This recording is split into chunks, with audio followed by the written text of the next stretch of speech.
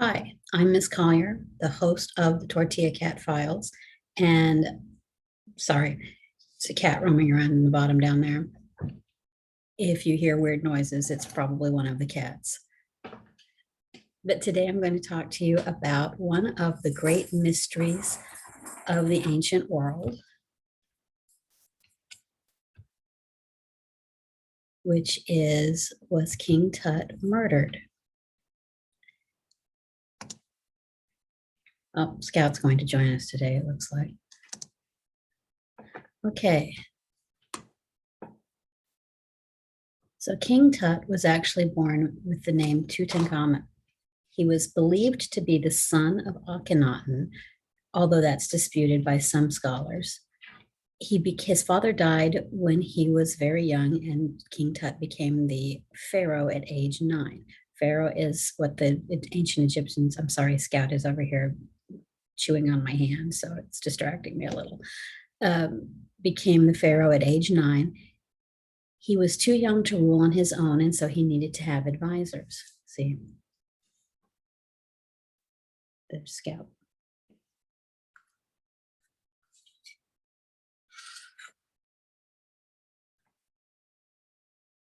When he was about 11 or so, he was married to a young woman named Akhenaten, who was a year or two older than him.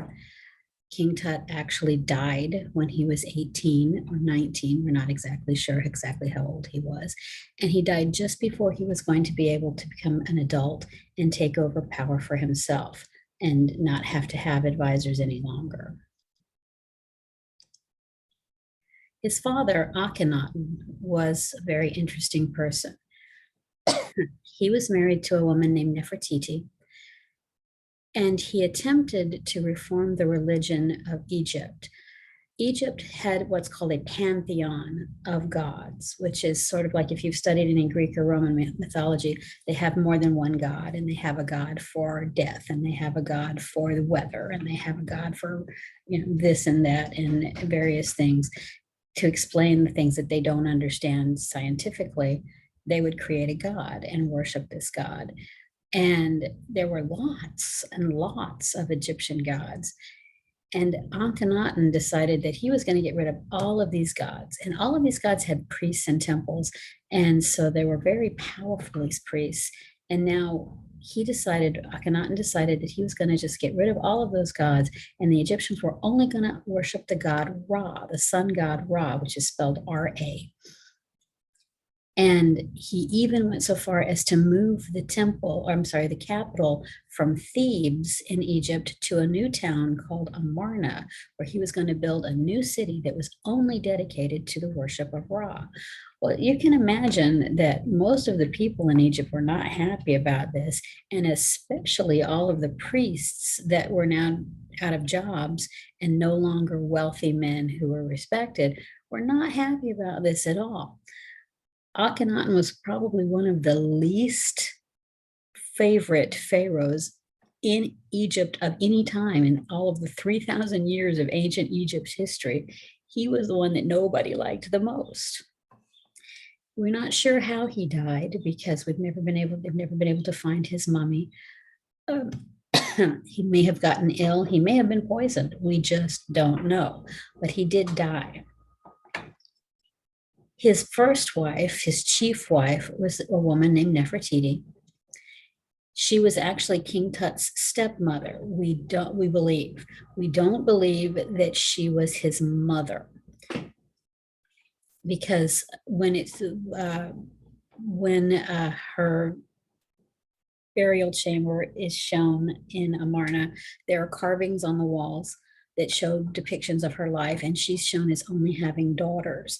She's not shown having a son, and we were sure that if she had been King Tut's mother, Tutankhamen's mother, he would appear on the walls of her burial chamber, and he does not. So pretty sure she's not his mother. Again, they've never been able to identify her mummy if they've ever found it. So they can't do DNA testing to find out for sure, because we do have King Tut's mummy. His mummy is still in his tomb. You can go to Egypt when this whole COVID thing is over and actually go to his tomb and see his big golden sarcophagus. Sorry, my nose itches this morning. And know that his mummy is still in that tomb. He's the only one, the only pharaoh who's still in his tomb, unless there are pharaohs that we haven't found yet, which is possible. They keep finding stuff. But there's some evidence that she may have ruled after Akhenaten died for a little while before King Tut actually was crowned pharaoh. This would have been unusual, and it would be less that she was the pharaoh and maybe more that she was the regent or the advisor or guardian for King Tut. And it might not be all that unexpected because she was treated very differently in Egyptian history than most pharaohs' wives. Akhenaten, in his burial tomb, shows carvings of her where he and Nefertiti are the same height, which is very unusual. Most carvings of the pharaoh's up here and everybody else is down here because he's so much more important, so much bigger than they are. But in his tomb, Akhenaten and Nefertiti are shown as the same height. So he must have either loved her very much or respected her very much, or maybe both. And so it wouldn't have been unusual in those circumstances for him to have perhaps appointed her as King Tut's guardian, so that if anything happened to him, to Akhenaten, that Nefertiti would take over as Tut's guardian and regent. We do know that she died not long after Akhenaten died. And again, we do not know what she died of because we don't have her mummy at this point. In 2013, some scientists went in and did a virtual autopsy of King Tut. Now, an autopsy is an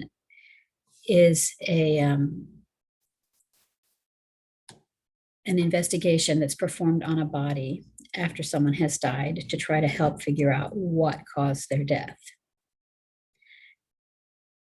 In an autopsy, the doctors will look at the internal organs. They will look at any wounds that may be available to look at, and they will, of course, look at the skeleton. Now, with King Tut, all of his internal organs were removed at the point when he was mummified. That was part of the process. His brain is no longer in his head. That's part of the process. So none of that was available to these doctors to look at. However, they did have his skeleton. And they didn't unwrap him, but they did do some very extensive x-rays and MRI kind of x-rays to look at his body, at his skeleton. And what they discovered was that he had a wound at the back of his head, right about back here, just about where your head connects onto your neck, right in there. That's a crush wound, which is a seriously fractured skull, and probably was caused either by a rock or maybe a club. They also found serious injuries to the left side of his body. If you look at the picture here, you'll see that he has a broken leg. See how his side is malformed here? Those are broken ribs, and his arm looks kind of funkified.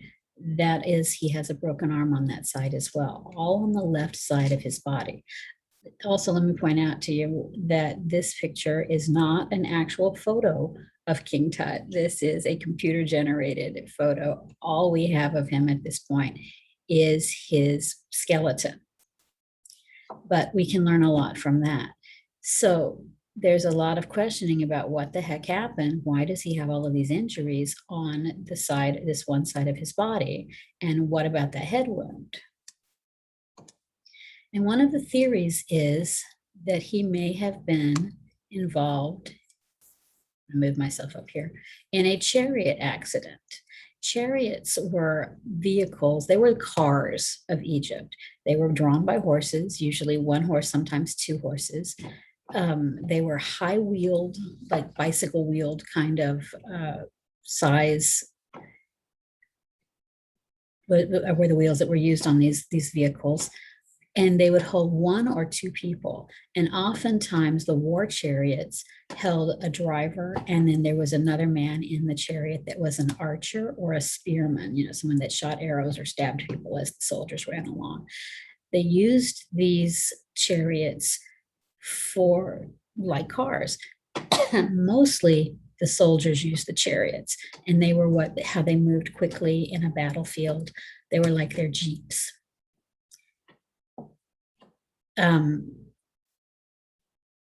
Many of these injuries might have been caused by a chariot accident, either being on a battlefield or perhaps being in a race, a chariot race. Those were very popular. It's possible that King Tut fell or was pushed out of his chariot and maybe hit his head on a rock. Maybe someone hit him on the head and knocked him out of the chariot. And then it's possible he was hit by another chariot, and that's how come he has all of these injuries on the back, on the one side of his body. This is all speculation.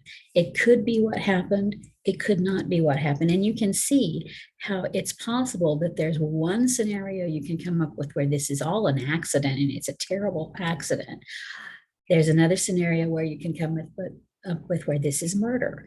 And we don't know. We don't know if either of those scenarios are true. And we don't know if one of them is true. We don't know which one. All right, you can't have a murder investigation without suspects. So the number one suspect in any murder investigation is always the person who was married to the person who was killed. This is an artist's portrait of Akhenaten. Again, we don't have her mummy. We don't know what she looked like exactly. I liked this picture better than the ones that were just line carvings on the wall of a tomb. So that's why I chose this one. We have no idea if this is what she actually looked like. We do know that this is the type of jewelry that would have been worn at this point, and a lot of Egyptian people would have looked sort of like this at this point. So it's not that far out of the realm of possibility, but we have no idea what she really looked like. We do know that Akhenaten was married to King Tut, and it was not always a happy marriage. There is some speculation that she may have tried to poison him at least 2 different times. But we don't know, did she try to poison him? Or did someone else try to poison him and blame it on her? We have no idea. After he was dead, we know that she sent a letter to the king of the Hittites, and the Hittites were the next kingdom over from Egypt, and they were terrible enemies. They really didn't like each other. They fought with each other all the time. The fact that she's sending a letter to the king of the Hittites is very significant. She sent this letter asking the king of the Hittites to send her one of his sons, a prince of the Hittites, to come and marry her now that her husband was dead, so that she would have someone to rule Egypt, because she could not take power as a woman. There are only a couple of times in history where a female pharaoh ruled, and Akhenaten was not one of them, and apparently didn't think she had the power base behind her to be able to be the pharaoh. We know that this letter was sent. There's references to it in the Hittites' history. We also know that this Hittite prince never arrived. We don't know if he wasn't sent. We don't know if he just didn't make it. We don't know. We do know that Akhenaten was married to Ai after King Tut died, and Ai became the next pharaoh. We know this because back in the 1860s, a British archaeologist was in a pawn shop or an antique shop in Cairo and found a ring that was a wedding ring. And it had the names for Akhenaten and Ai carved on this wedding ring, showing that they had been married. That's the only evidence we have that they were ever actually married. Shortly after Ai was married to Akhenaten, shortly after Ai took power, Akhenaten disappears from history. Did he lock her up somewhere and she was never seen again? Did she die of a disease? Did she die having a child? That was also extremely common. It was very dangerous to have a child at this time period. Did he have her killed? We don't know. Did Akhenaten have King Tut killed so that she could seize power for herself? If she did that, Did it turn out that then she couldn't seize power, and so now she's looking for a Hittite prince that maybe she can rule and rule through him? Again, we don't know. The second suspect is the Pharaoh Ai. He was King Tut's chief advisor. From the time King Tut became Pharaoh, Ai was basically in charge of Egypt. He would have been the Pharaoh in everything but being named Pharaoh. He would have been the one in control. He would have had a lot of power. We know that he married Akhenaten shortly after King Tut died. Could he have done this to give himself a claim to the throne? Sorry, I'm talking too much. And we know that he ruled for about 9 years before he died. We don't know if maybe he killed King Tut and then married Akhenaten so that now he's married to the queen, so that makes him the pharaoh. We don't know. There's a lot of stuff we don't know. It's very annoying. The last suspect is General Horemheb. He was the leading military advisor to King Tut, and he became the pharaoh after Ai died. It's possible, being the head general of the Egyptian army, could he be why the Hittite prince never made it to Egypt? He could have sent soldiers to guard the border and keep anybody from coming in. Could have had the soldier, if the prince was actually sent, he could have had him killed. We do know that after he became pharaoh, one of the very first things he did was go around destroying Pharaoh Ai's legacy. The Egyptians believed that as long as your mortal body was intact on earth, you would live in the afterlife. And as long as people remembered you and remembered your name. So they had their bodies mummified and placed into tombs that were usually tried to be hidden so that nobody could find them and destroy their mummies. Didn't usually work for most of them. And they carved their names onto the walls of their burial chambers, onto their temples. They carved their names in lots of places. One of the things that Horemheb had done was he ordered that all of Ai's statues be destroyed, and any place that his name had been inscribed into a wall be chiseled out. I missed some because we've got this carving of Ai here, and this is an actual tomb relief. But he destroyed as much as he could. We don't know why this was. Did he just not like Ai? Did they just not get along? Because they'd worked together for years since Horemheb was the main general and Ai was the chief advisor to King Tut. Did they just... Sorry if you can hear weird noises. The cats are apparently having kitty Olympics over there. Bass and Scout are roaming around doing weird stuff. Stop that. Yeah, that was effective. So apologies if you hear some strange noises. There's not anybody dying. They're just playing. Come here. So did he destroy Ai's legacy because he disliked their scout? Because he disliked Ai? Did he and Ai work together? We don't know. So those are all of our suspects. So the theories are, did Akhenaten poison King Tut? And if so, why? What did she stand to gain? Did she gain anything? Did she become the pharaoh? Did she believe she could become the pharaoh and then find out she couldn't and end up married to another pharaoh? Don't know.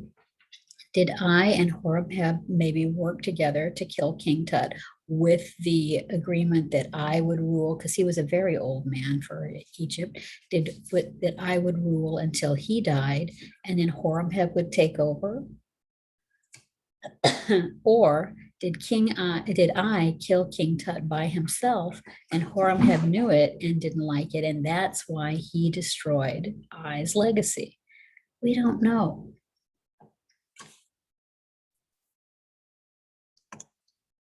There's the photo credits in case you want to go and look at any of those.